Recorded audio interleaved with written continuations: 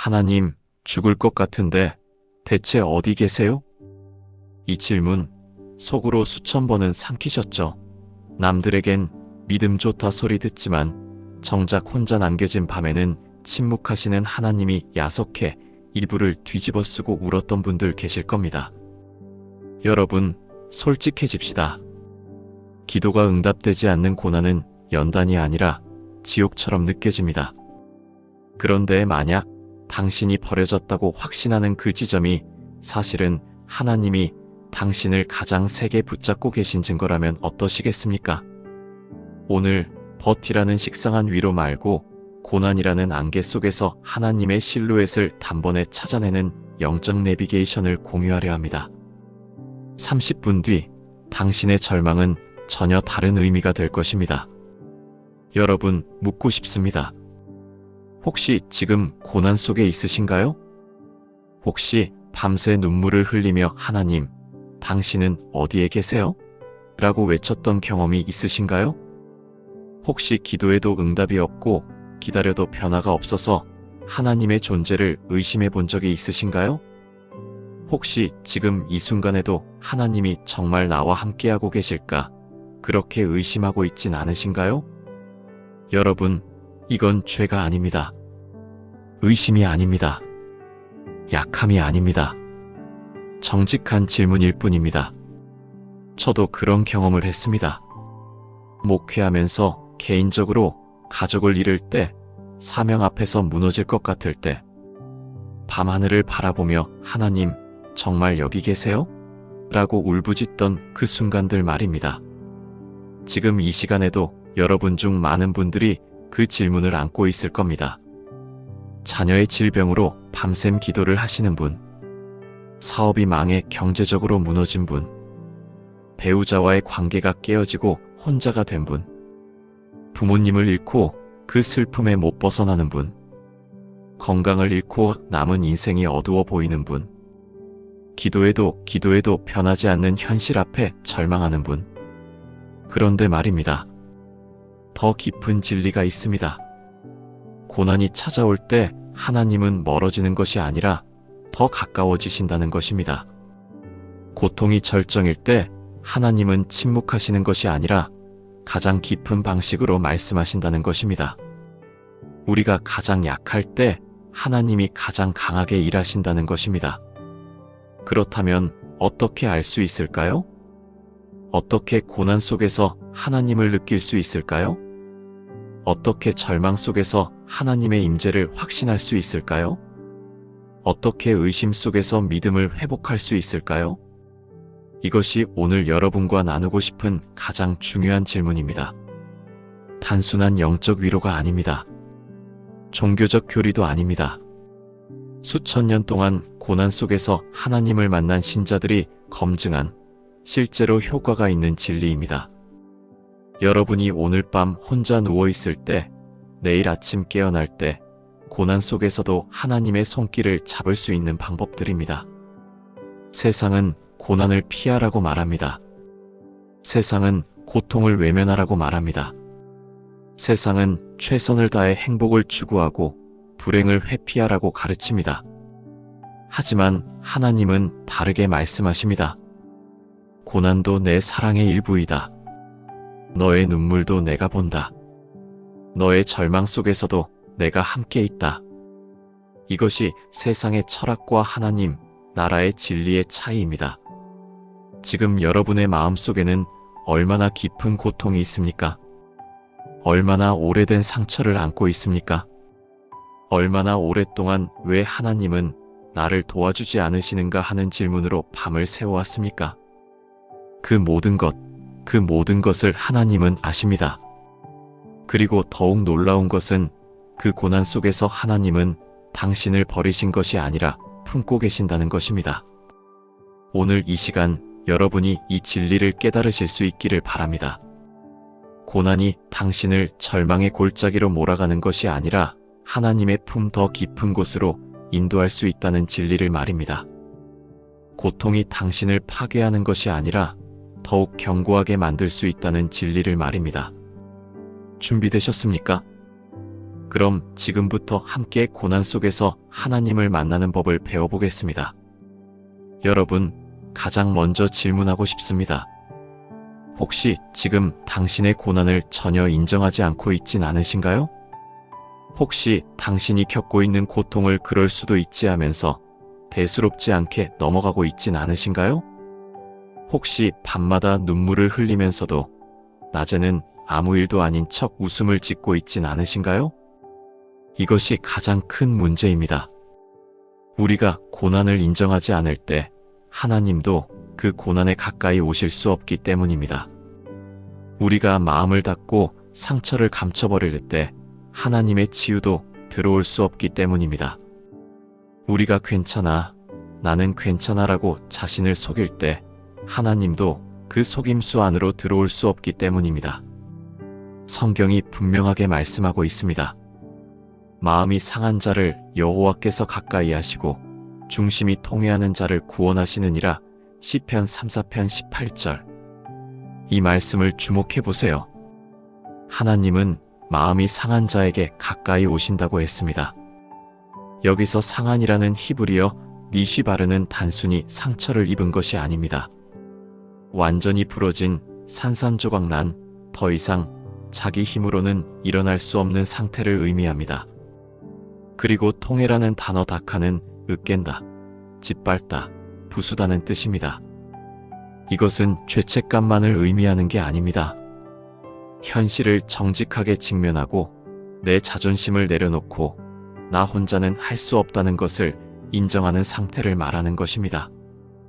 바로 그 순간, 그 절망의 순간, 그 모든 것을 내려놓는 순간에 하나님이 가까이 오신다는 것입니다.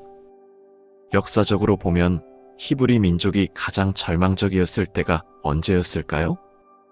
이스라엘이 애굽의 종살이에서 벗어나려고 했을 때입니다.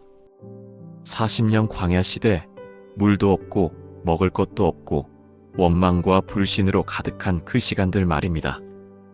그런데 그때 하나님은 어디에 계셨을까요? 구름 기둥과 불기둥으로 매일매일 그들과 함께 하셨습니다. 가장 절망적인 순간에 가장 가까이 계셨던 것입니다. 실제 사례를 들려드리겠습니다. 제가 목회하면서 만난 여성 신자가 있습니다. 60세의 이 여사님은 지난 25년 동안 배우자의 알코올 중독으로 인한 고통을 견뎌왔습니다. 25년입니다. 4분의 1세기를 거의 혼자 살아온 것과 같은 시간이었습니다. 처음 몇 년은 달랐습니다. 남편이 술을 마시기 시작했을 때 이 여사님은 그것을 인정하지 않으려고 애썼습니다. 아니야, 그냥 스트레스 때문에 그런 거야. 직장 일이 힘들어서 그럴 뿐이야. 잠시 있을 일이야. 금방 좋아질 거야. 자신의 남편이 알코올 중독자라는 현실을 인정하고 싶지 않았습니다. 그것을 받아들이는 순간 모든 것이 무너질 것 같은 두려움이 있었기 때문입니다. 가정의 대기둥이 흔들린다는 것을 인정하는 것이 얼마나 두려웠겠습니까? 그래서 그녀는 무언가를 하려고 애썼습니다. 남편의 술병을 숨겼습니다. 술을 안 마시면 좋아질 거야. 남편의 술 친구들을 만나지 못하게 했습니다. 술 친구들만 없으면 괜찮아질 거야. 자신이 더 착하게 행동했습니다. 내가 더 잘하면 남편도 나를 소중히 여기고 술을 줄이겠지. 그런데 시간이 지났습니다. 남편의 술주정은 더 심해졌습니다. 폭력도 시작되었습니다. 자녀들은 아버지를 두려워하기 시작했습니다. 그리고 이 여사님은 더욱 깊은 절망과 우울증에 빠져갔습니다. 밤마다 침대에 누워 내가 뭘 잘못했을까? 내가 더 열심히 했으면 이렇지 않았을까? 하면서 눈물을 흘렸습니다. 기도도 했습니다. 하나님, 남편을 고쳐주세요. 제발 술을 끊게 해주세요. 하지만 아무것도 변하지 않았습니다. 10년, 15년, 20년이 지났습니다. 그리고 어느 날 한 친구가 그녀에게 말했습니다. 당신은 당신 남편을 바꿀 수 없어. 당신이 해야 할 일은 당신 자신을 구원하는 거야. 그 말이 가슴에 꽂혔습니다. 내 남편을 바꾸려고 하는 것이 아니라 내 자신을 인정해야 한다는 뜻이 아닐까? 그 순간 이 여사님은 처음으로 현실을 인정했습니다. 내 남편은 알코올 중독자다. 내가 그를 바꿀 수 없다. 내 25년의 고생이 아무것도 변하지 못했다. 나는 혼자가 아니라 지금 이 순간도 고통 속에 있다. 그리고 그 인정의 순간 그녀는 처음으로 하나님께 진정한 기도를 드렸습니다. 하나님, 제가 이 상황을 받아들입니다. 제 남편을 바꾸실 수 없어서 죄송하지 않습니다. 이제 제 자신을 지켜주세요. 저를 도와주세요. 그것은 의존의 기도였습니다. 자신의 무능함을 인정하고 하나님께 모든 것을 맡기는 기도였습니다. 그 이후로 무엇이 달라졌을까요? 신기하게도 그녀의 남편이 술을 끊었습니다. 아니, 더 정확하게 말하면 남편은 여전히 술을 마시고 있습니다. 하지만 그녀는 더 이상 그것 때문에 고통받지 않게 되었습니다. 왜냐하면 그녀가 현실을 인정했기 때문입니다. 그녀가 자신의 한계를 받아들였기 때문입니다. 오히려 그녀는 알코올 중독자 가족 모임에 참여했습니다. 거기서 비로소 자신이 혼자가 아니라는 것을 알게 되었습니다. 남편을 바꾸려고 애써서는 안 되고 자신의 삶을 돌봐야 한다는 것을 배웠습니다. 그리고 자녀들과의 관계도 회복되기 시작했습니다. 여러분, 이게 중요합니다. 고난을 인정하는 것이 패배가 아닙니다. 현실을 직면하는 것이 약함이 아닙니다. 자신의 한계를 받아들이는 것이 포기가 아닙니다. 그것이 오히려 하나님을 만나는 첫걸음입니다. 지금 당신이 겪고 있는 고난, 정직하게 인정했습니까? 혹시 당신도 이 여사님처럼 현실을 외면하고 있진 않으신가요? 내 자녀가 약물 중독자라는 것, 내 남편이 나를 배신했다는 것, 내 사업이 망했다는 것, 내 건강이 회복되지 않을 것이라는 것. 이런 것들을 제대로 인정했습니까? 만약 아직도 외면하고 있다면 지금 이 순간이 바로 그 인정의 시간이 될 수 있습니다. 주저하지 마세요. 비상식적이게 들릴 수도 있지만 당신의 고난을 크게 말해보세요. 당신의 상처를 인정해보세요. 당신이 무력하다는 것을 받아들여 보세요. 그 순간 하나님이 당신에게 가까이 올 것입니다. 그 순간 당신의 기도는 진정한 기도가 될 것입니다. 그 순간 치유가 시작될 것입니다. 왜냐하면 하나님은 마음이 상한 자를 가까이 하시기 때문입니다. 당신의 상한 마음을 하나님이 아십니다. 당신의 절망을 하나님이 보십니다. 당신의 눈물을 하나님이 닦아주실 준비가 되어 있습니다.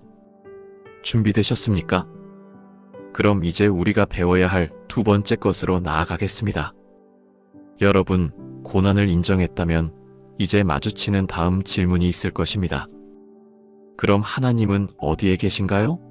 나를 들으셨나요? 그렇지 않습니까? 우리가 고난을 정직하게 마주할 때 가장 절박한 질문이 바로 이것입니다.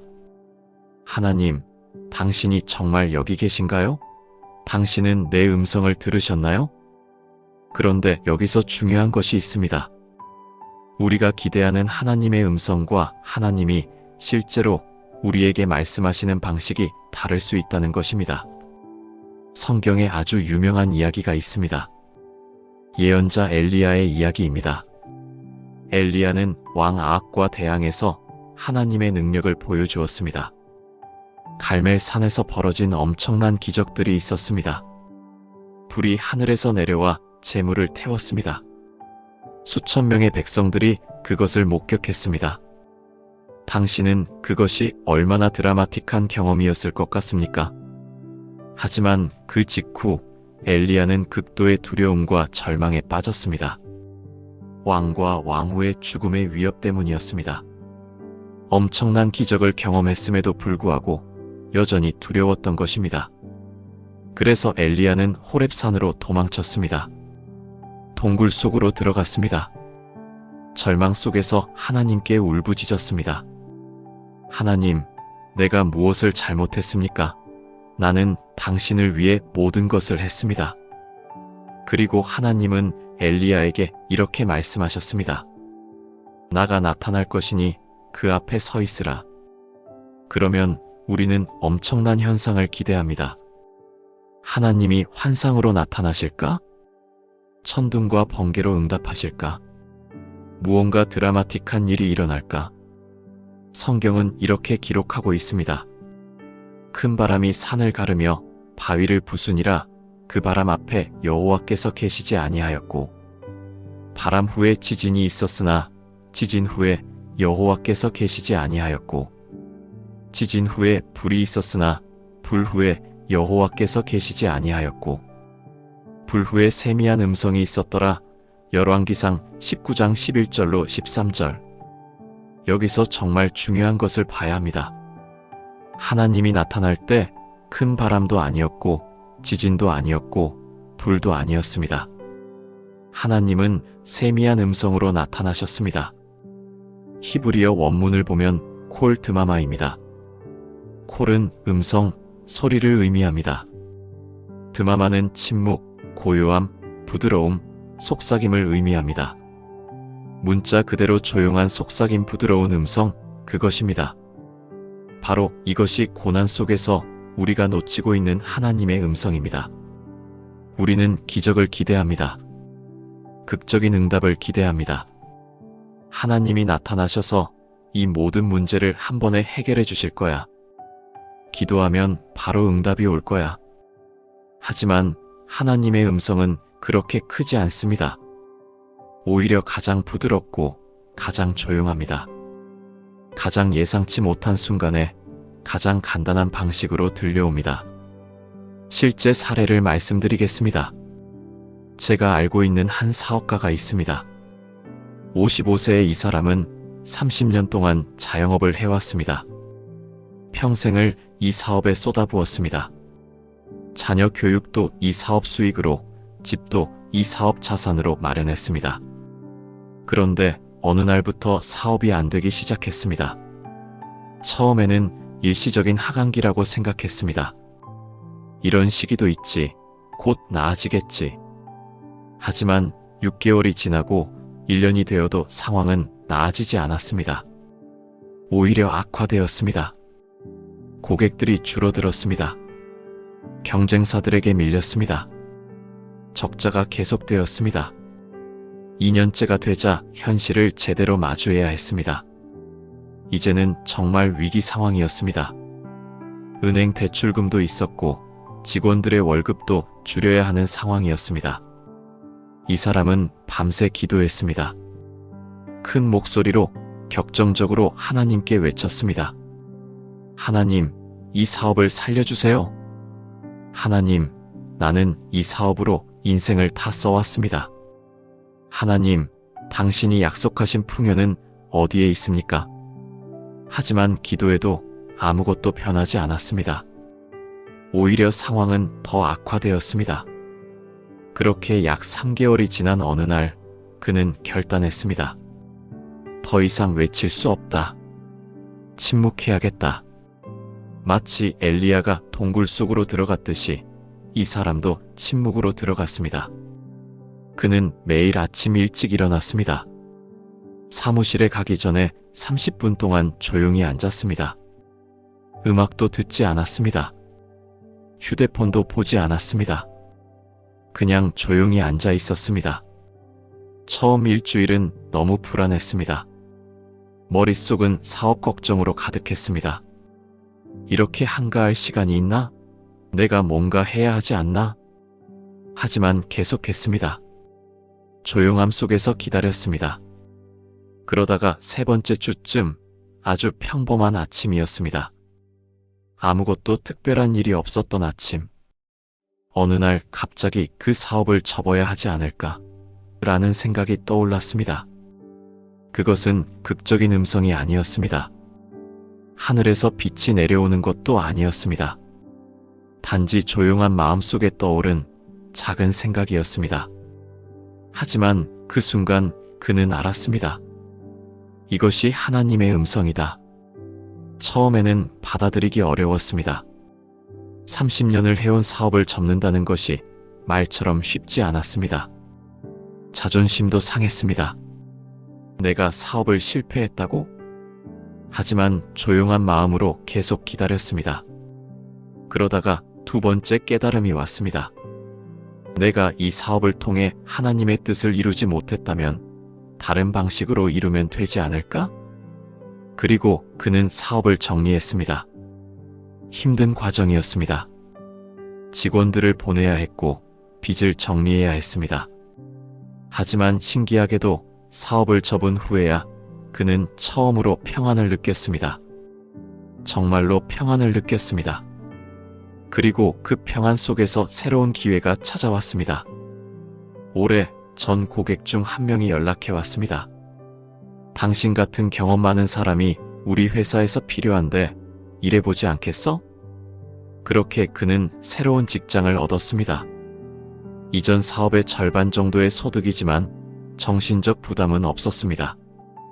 더욱 놀라운 것은 그 회사에서의 경험이 그에게 완전히 새로운 길을 열어주었다는 것입니다. 여러분, 이것이 고난 속에서 하나님의 음성을 듣는 방식입니다. 세미한 음성입니다. 조용한 속삭임입니다. 예상 밖의 깨달음입니다. 극적이지 않은 일상 속의 작은 순간입니다. 그렇다면 지금 당신은 무엇을 기대하고 있습니까? 여전히 큰 목소리로 극적인 응답을 기대하고 있진 않으신가요? 여전히 하나님이 나타나서 이 모든 것을 한 번에 해결해 주실 거야 하고 있진 않으신가요? 고난 속에서 우리가 배워야 할 것은 이것입니다. 침묵 속에서 하나님을 만나는 법입니다. 조용함 속에서 하나님의 음성을 듣는 법입니다. 매일 아침 10분, 20분, 30분 조용히 앉으십시오. 휴대폰을 내려놓으십시오. 텔레비전도 끄십시오. 그냥 조용히 하나님 앞에 서십시오. 처음에는 불안할 겁니다. 머릿속은 여전히 걱정으로 가득할 겁니다. 이렇게 한가할 시간이 있나? 하지만 계속하십시오. 그러면 어느 날 갑자기 아주 조용하게 작은 생각이 떠오를 겁니다. 그것이 하나님의 음성입니다. 세미한 음성입니다.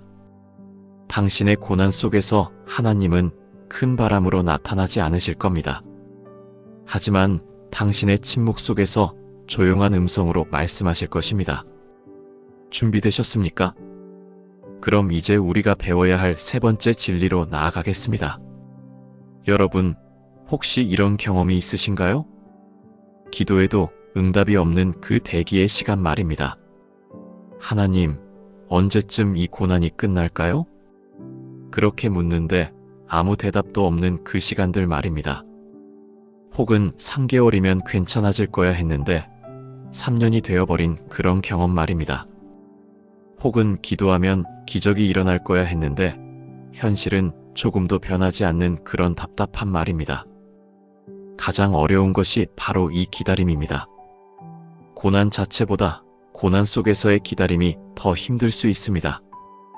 왜냐하면 기다림은 수동적이기 때문입니다.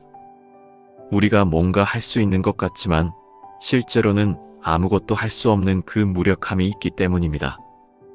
그런데 성경은 이 기다림에 대해 아주 흥미로운 말씀을 합니다. 다만 이뿐 아니라 우리가 환난 중에도 즐거워하나니 환난은 인내를, 인내는 연단을, 연단은 소망을 이루는 줄 알미니라. 로마서 5장 3절로 4절. 주목해보세요. 환난 중에도 즐거워하나니. 이것은 단순히 긍정적으로 생각하라는 뜻이 아닙니다. 이것은 환난이 당신을 만드는 과정이라는 뜻입니다. 여기서 인내라고 번역된 그리스어는 하이포모네입니다. 하이는 아래, 모네는 머무르다는 뜻입니다. 문자 그대로 억눌린 상황 아래 머물기 압박 속에서 견디기를 의미합니다. 단순히 참자가 아니라 환난 속에서 계속 머물러야 한다는 뜻입니다. 도망치지 않고 외면하지 않고 그 속에 머물러야 한다는 뜻입니다. 그리고 그 인내가 연단을 만든다고 했습니다.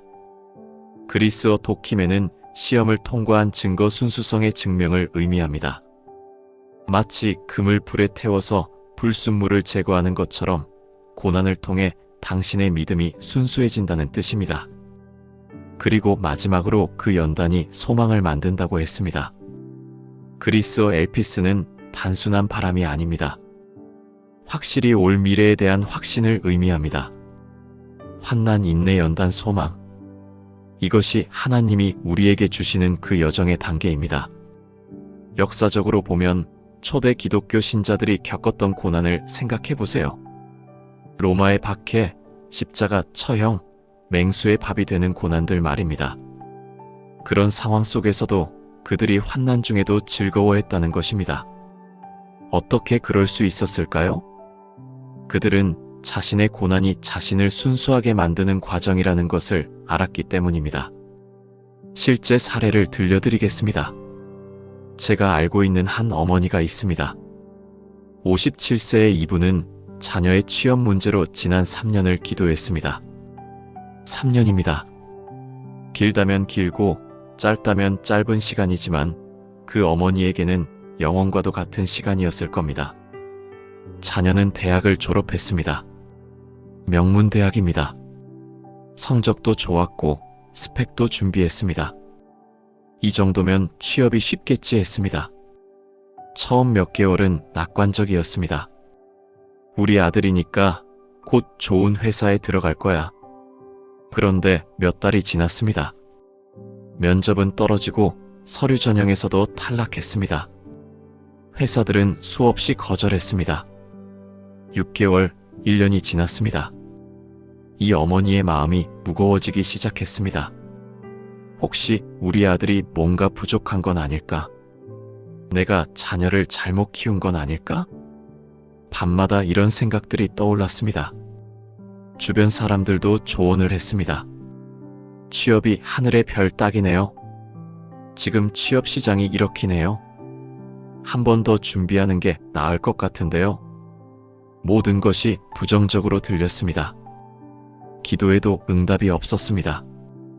여전히 떨어졌습니다. 2년이 되었습니다. 이 어머니의 기도가 변했습니다.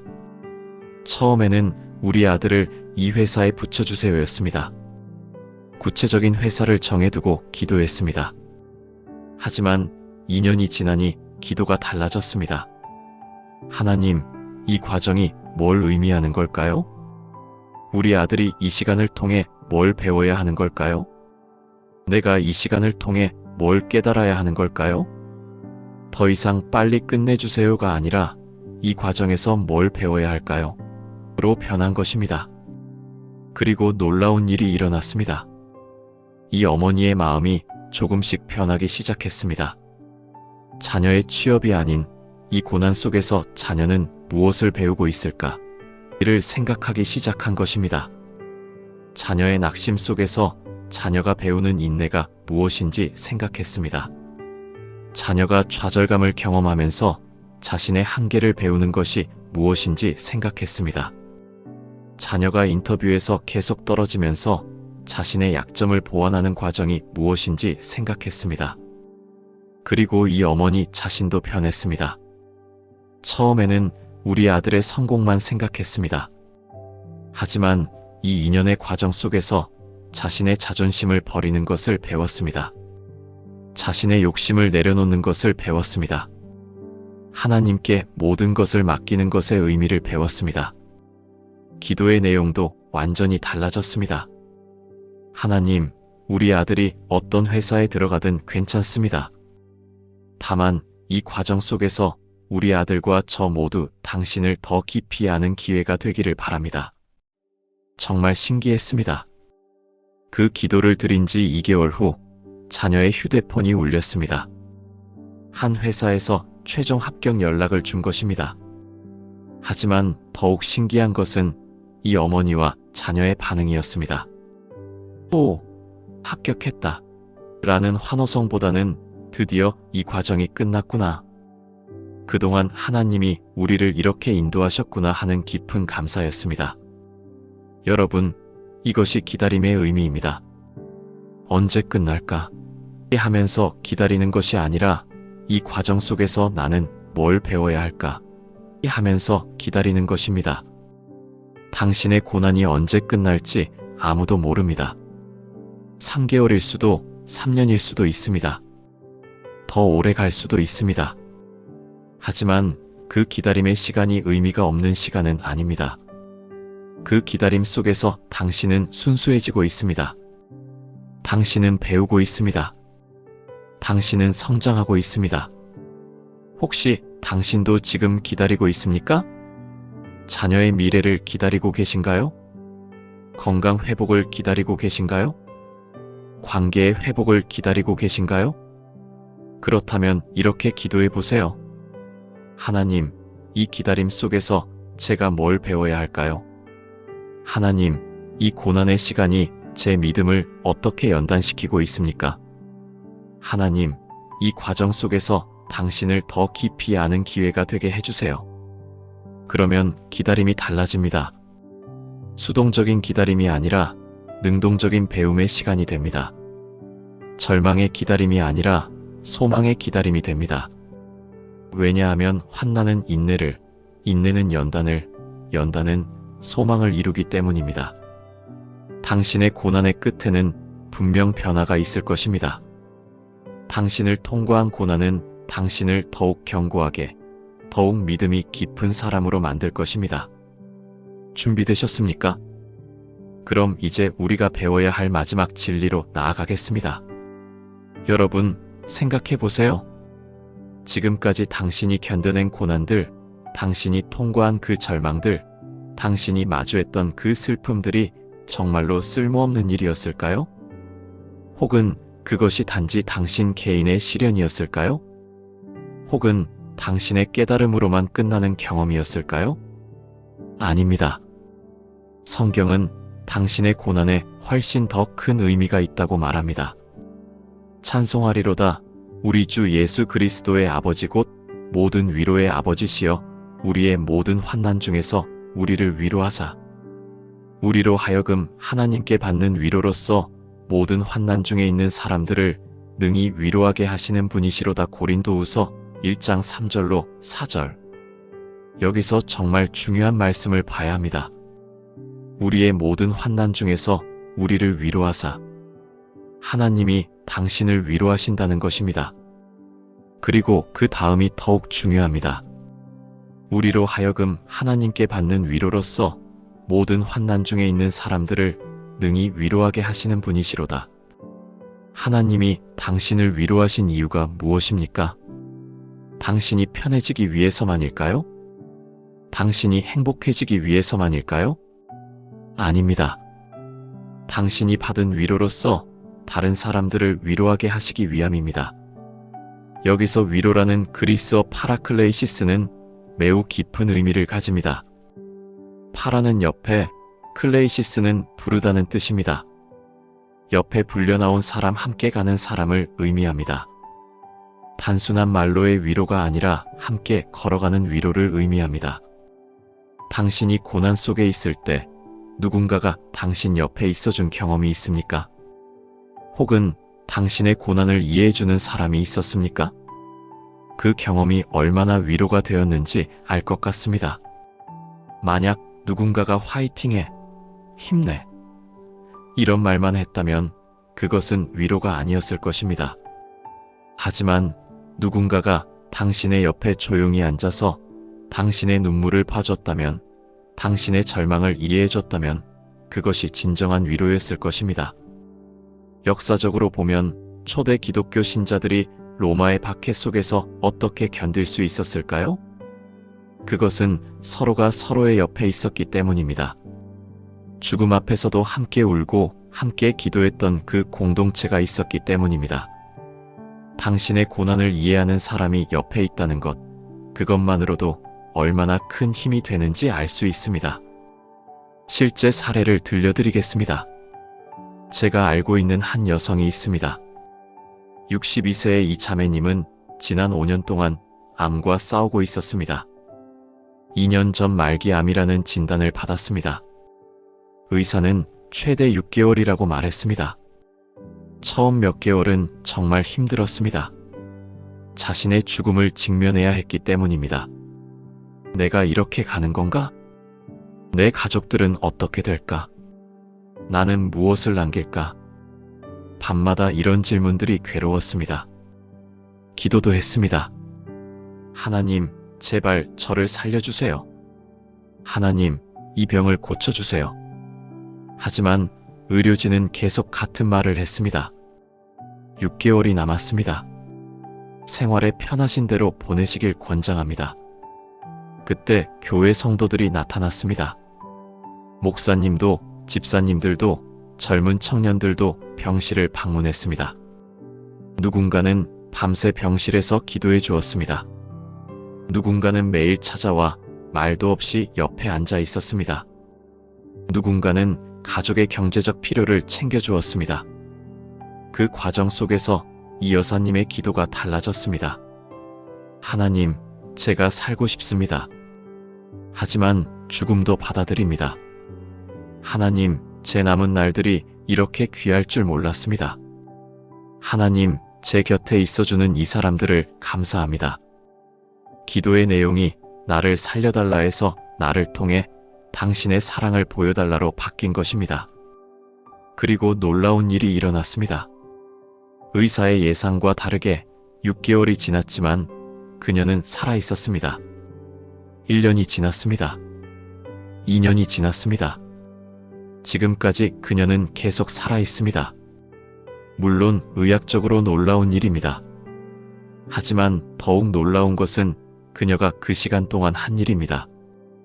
그녀는 병실에서 그리고 집에서 자신처럼 암과 싸우고 있는 사람들을 찾아갔습니다. 내 이야기를 들으세요. 나도 이런 고통을 겪었습니다. 나도 죽음을 앞두고 두려워했습니다. 하지만 이렇게 견딜 수 있습니다. 그녀는 암 환자 모임에서 자신의 경험을 나눴습니다.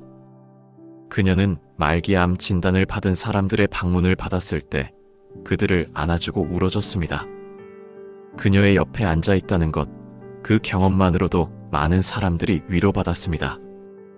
왜냐하면 그녀는 말하지 않아도 그들의 두려움을 알았기 때문입니다. 그녀는 설득하지 않아도 그들의 절망을 이해했기 때문입니다. 그녀는 자신의 고난을 통과했으므로 타인의 고난에 함께할 수 있었기 때문입니다. 여러분, 이것이 고난의 또 다른 의미입니다. 당신의 고난이 끝나고 난 후 당신은 누군가의 위로자가 되는 것입니다. 당신이 겪은 상실감은 같은 상실감을 겪는 사람을 안아줄 수 있게 하는 것입니다.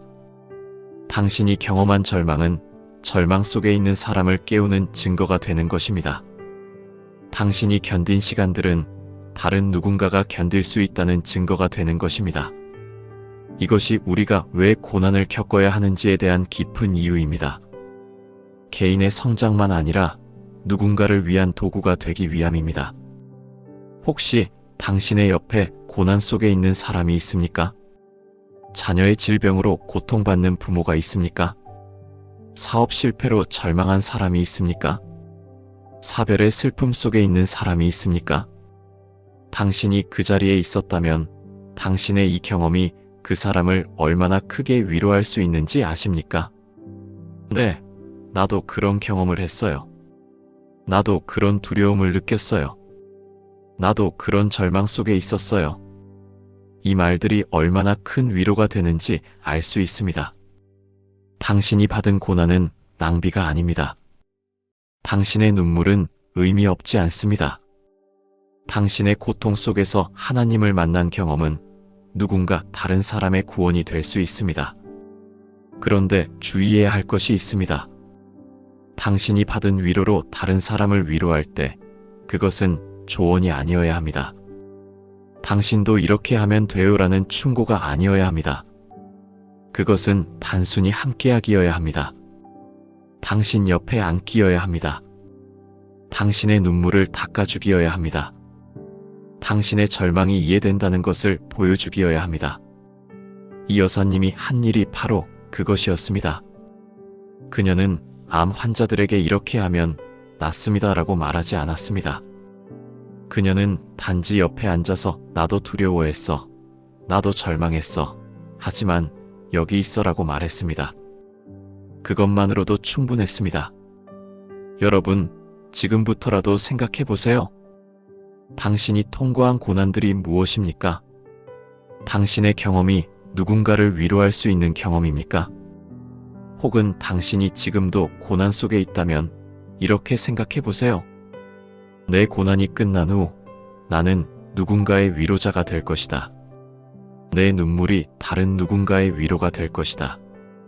내 경험이 누군가의 구원의 도구가 될 것이다. 이렇게 생각할 때 당신의 고난은 더 이상 무의미한 고통이 아닙니다. 그것은 당신을 통해 누군가를 살리는 사명이 되는 것입니다. 당신이 받은 위로로 다른 사람을 위로하세요. 당신의 고난의 경험을 나누세요. 당신의 옆에 앉아 누군가를 안아주세요. 그것이 당신의 고난을 완성하는 순간입니다. 그럼 이제 이 모든 진리를 정리하면서 마무리하겠습니다. 우리는 가장 먼저 배웠습니다. 고난을 인정하는 것이 하나님을 만나는 첫걸음이라는 것을 말입니다. 당신이 겪고 있는 고통을 외면하지 마세요. 당신의 상처를 감추지 마세요. 괜찮아, 나는 괜찮아라고 자신을 속이지 마세요. 당신의 마음이 상했다면 그것을 인정하세요. 당신이 무력하다면 그것을 받아들이세요. 바로 그 순간 하나님이 당신에게 가까이 올 것입니다. 우리는 또 배웠습니다. 고난 속에서 하나님의 음성을 듣는 법을 말합니다. 당신이 기대하는 극적인 응답은 오지 않을 수도 있습니다. 하나님은 큰 바람으로, 지진으로, 불로 나타나지 않으실지도 모릅니다.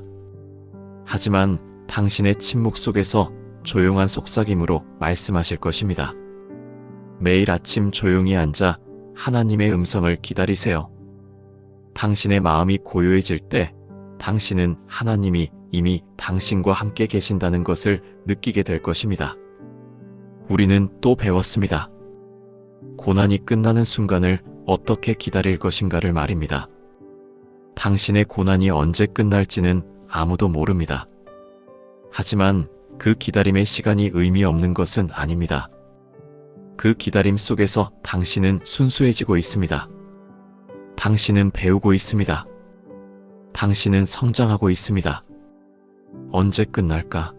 라고 묻지 마시고 이 과정에서 내가 뭘 배울까? 라고 물으세요. 그러면 고난이 달라집니다.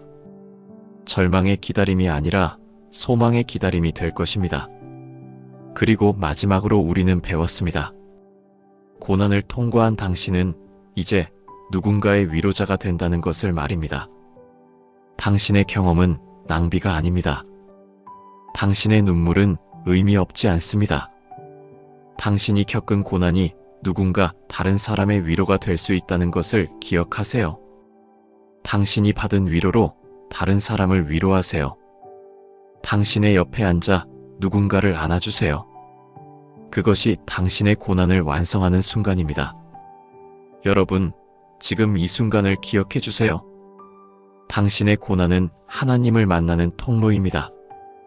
당신의 절망은 하나님의 품 더 깊은 곳으로 인도할 수 있습니다. 당신의 눈물은 당신을 더욱 견고하게, 더욱 깊게 만들 것입니다. 지금 고난 속에 있는 당신 혼자가 아닙니다. 하나님이 당신과 함께 계십니다. 당신의 침묵 속에서, 당신의 절망 속에서, 당신의 눈물 속에서 하나님은 당신을 품고 계십니다. 오늘부터 이것을 실천해 보세요. 첫째, 당신의 고난을 인정하세요. 오늘 하루 당신이 겪고 있는 고통을 한 번이라도 크게 말해보세요. 혼자만의 기도 시간에 나는 지쳐있다. 나는 무섭다. 나는 절망했다고 말하세요. 당신의 정직한 기도가 시작입니다. 둘째, 매일 아침 침묵의 시간을 가지세요. 10분이라도 좋습니다. 휴대폰을 내려놓고 텔레비전을 끄고 조용히 하나님 앞에 앉으세요. 처음에는 불안할 겁니다. 하지만 계속하세요. 그 침묵 속에서 당신은 하나님의 음성을 듣게 될 것입니다. 셋째, 당신의 고난의 의미를 찾으세요. 이 과정에서 내가 뭘 배우고 있을까? 하나님은 이 상황을 통해 나를 어떻게 변화시키고 계실까? 이런 질문을 하세요. 그러면 당신의 고난은 다른 의미로 변할 것입니다.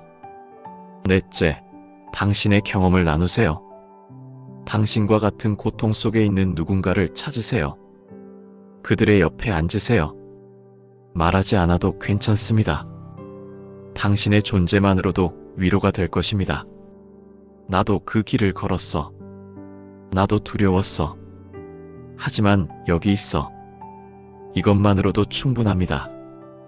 여러분, 준비하세요. 당신의 고난의 시간이 끝난 후 당신은 누군가의 구원자가 될 것입니다. 당신은 누군가의 위로가 될 것입니다. 당신의 경험이 누군가의 희망이 될 것입니다. 이제 기도로 마무리하겠습니다. 주님, 이 영상을 보고 있는 모든 분들을 축복해 주세요. 지금 고난 속에 있는 분들을 당신의 품에 안아주세요. 밤새 눈물을 흘리는 분들의 눈물을 닦아주세요. 절망의 깊은 골짜기에 있는 분들을 당신의 손으로 붙드세요. 이 시간이 당신의 말씀이 각자의 마음을 부드럽게 녹이는 시간이 되기를 바랍니다. 당신이 우리와 함께 계신다는 것을 느끼는 시간이 되기를 바랍니다. 당신의 사랑이 우리를 감싸는 시간이 되기를 바랍니다. 그리고 주님, 우리가 견딘 이 고난이 누군가를 살리는 도구가 되게 해주세요. 우리의 눈물이 다른 누군가의 위로가 되게 해주세요. 우리의 경험이 누군가의 희망이 되게 해주세요. 주님의 이름으로 축복합니다. 여러분, 정말 감사합니다. 이 시간 함께 해주셨습니다. 구독 버튼을 꼭 눌러주세요. 다음 주에는 또 다른 영적 깊이의 메시지로 돌아오겠습니다. 좋아요를 눌러주세요. 이 메시지가 더 많은 사람들에게 전해질 수 있도록 도와주세요. 댓글로 당신의 고난을 나누어 주세요. 나도 이런 경험을 했어요. 이 말씀이 나에게 도움이 됐어요 라고 말해주세요. 당신의 증거가 누군가에게 위로가 될 것입니다. 그리고 이 영상을 공유해주세요. 혼자 고난 속에 있는 누군가에게, 절망하는 누군가에게 이 메시지가 전해질 수 있도록 도와주세요. 주님의 은혜와 평강이 당신과 당신의 가족에게 항상 함께하기를 바랍니다. 감사합니다.